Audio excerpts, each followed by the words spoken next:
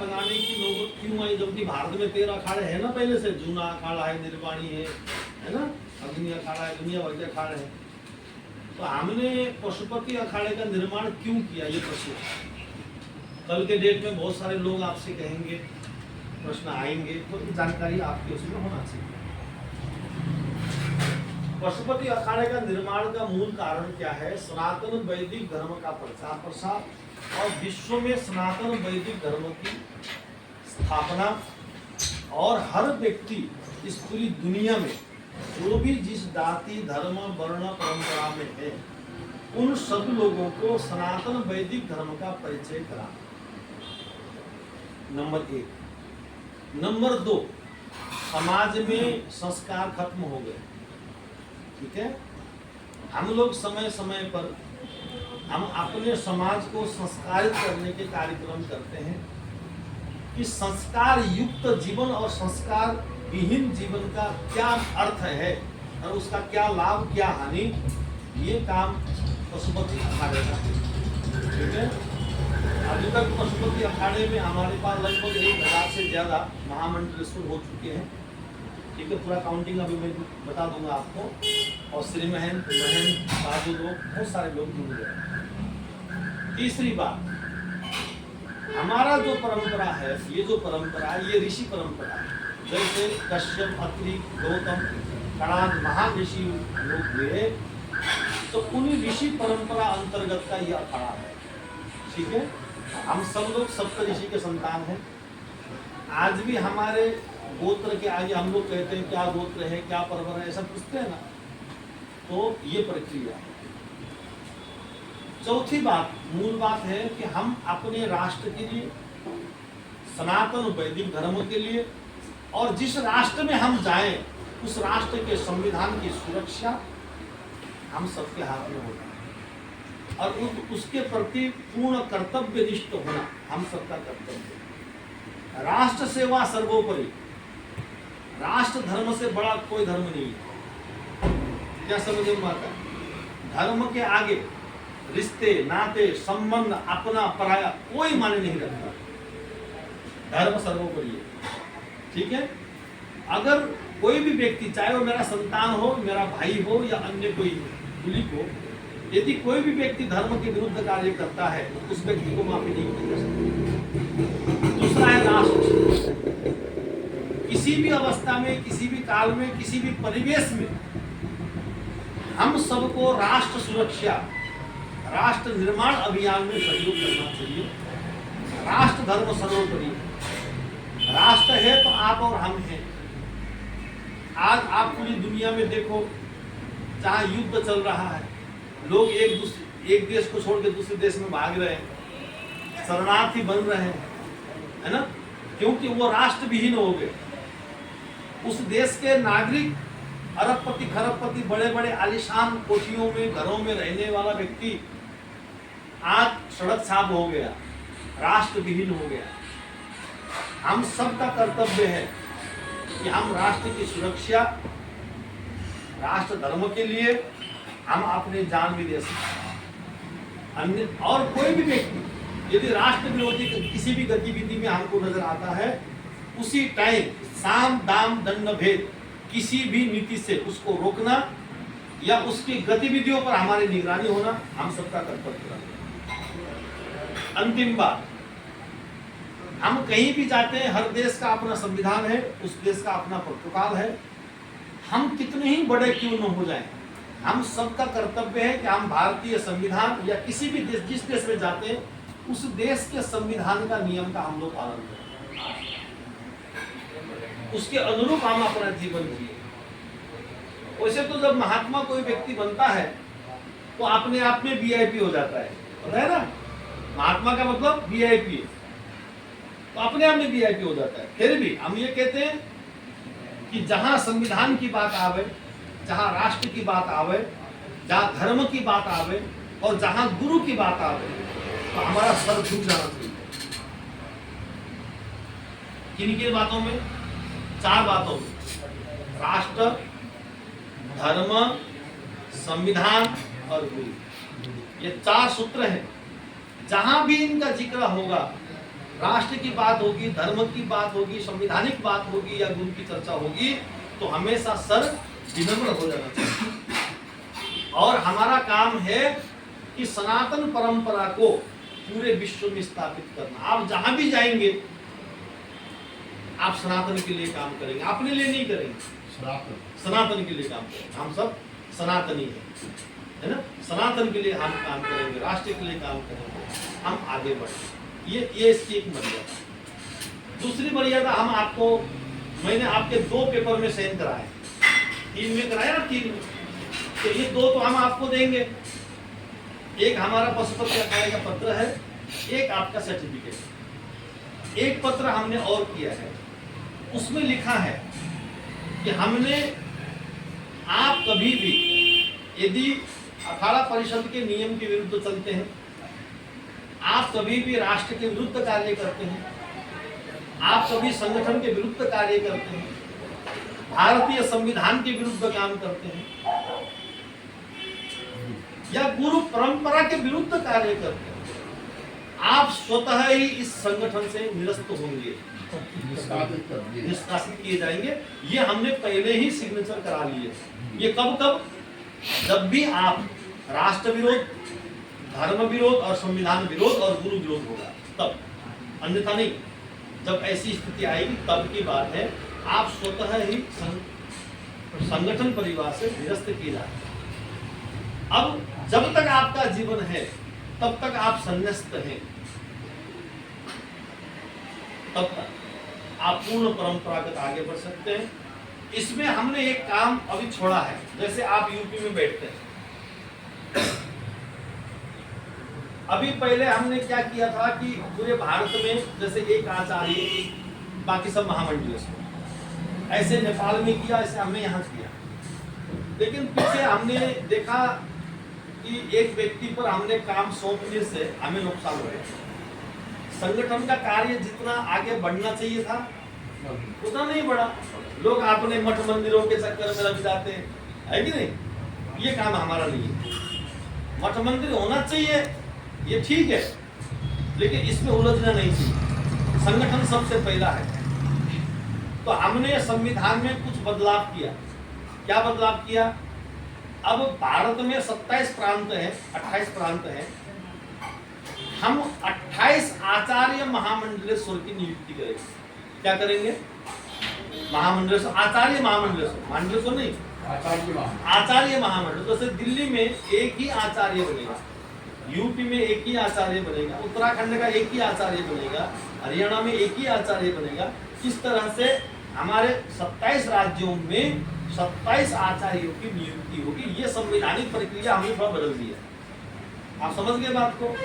यदि आप संगठन के लिए अच्छा कार्य करते हैं, संगठन के विस्तार के लिए काम करते हैं, संगठन की सदस्यता को जोड़ने में आप काम करते हैं, संगठन में साधु परंपरा को आगे बढ़ाने में आपका सहयोग होता है, सनातन धर्म का विशेष प्रचार प्रसार आप कर रहे हैं, तो उस स्थिति में समय आने पर आप संगठन के किसी भी पद को प्राप्त कर सकते हैं, किसी भी पद को प्राप्त कर सकते हैं।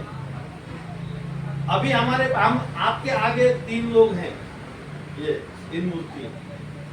अगर आपकी योग्यता रही, कल आप संगठन को एकत्रित करने की क्षमता आप में है, वो शक्ति आप में है, तो हो सकता है कल हमारी जगह आप भी खड़े हो सकते हैं। तो बड़ी बात नहीं। यहाँ सब कुछ फ्री है।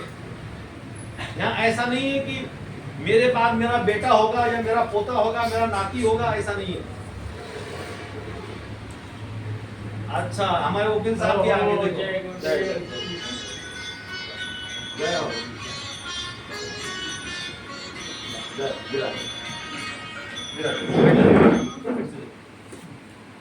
आप समझ गए बात को?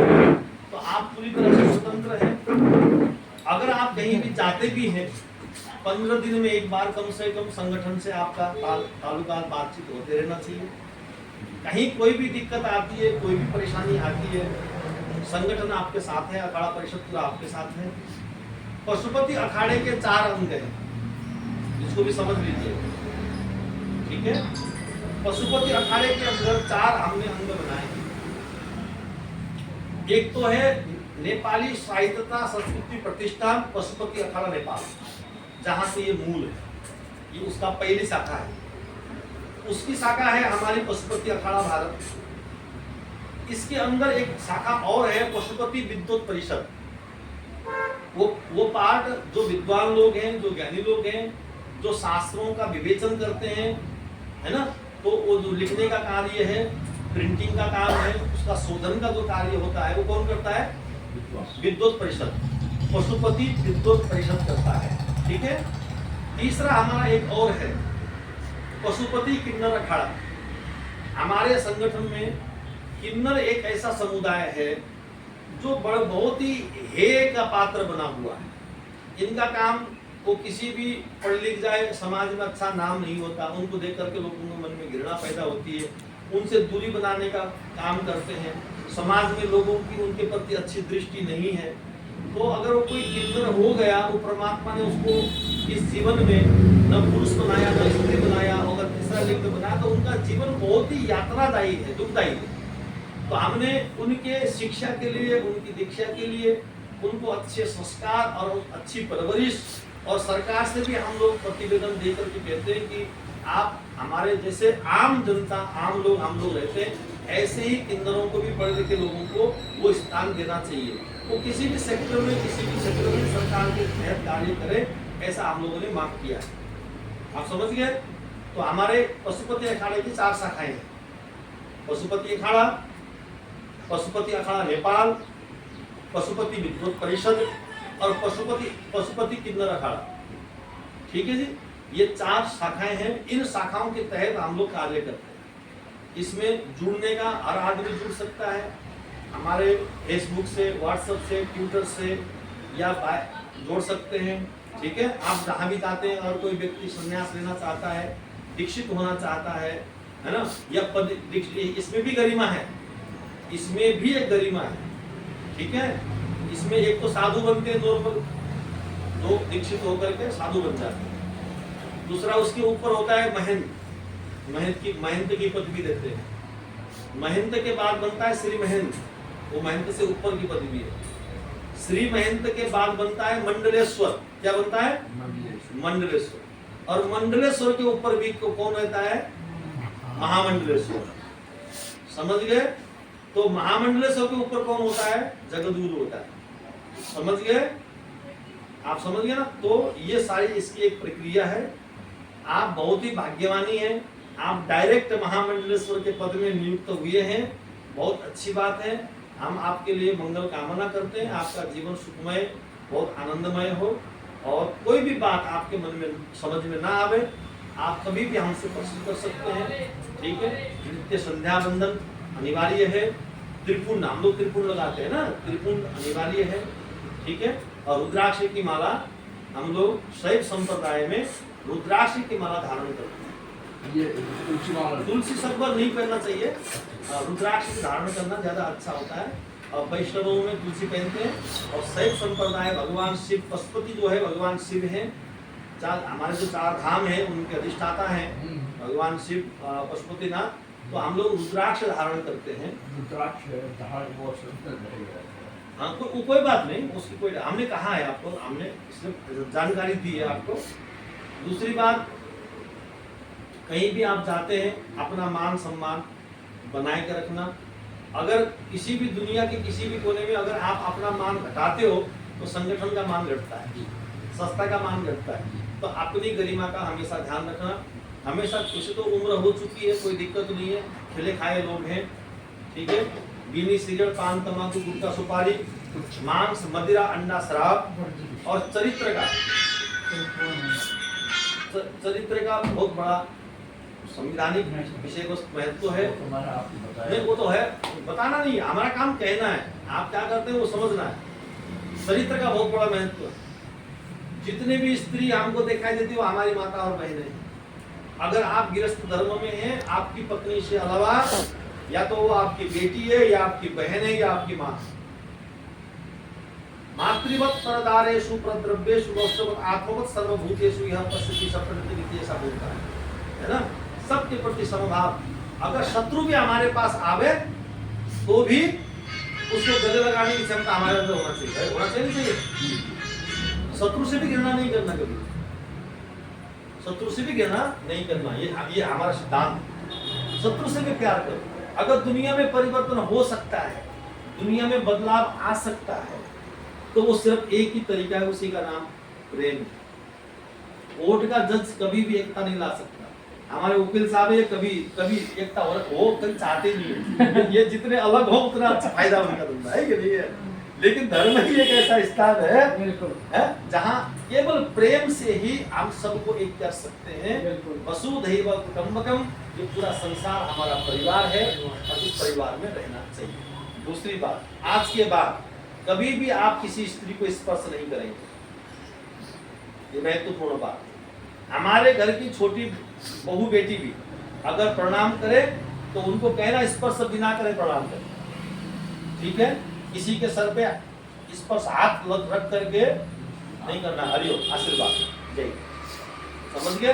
ये बात बहुत महत्वपूर्ण पाठ है, इसको समझना है, क्योंकि हम सच्चे हैं, आप सच्चे हैं, लेकिन कौन कैसा है ये कोई नहीं जानता। इसीलिए धर्म का कार्य है स्वयं पहले से बचाव बना के रखिए।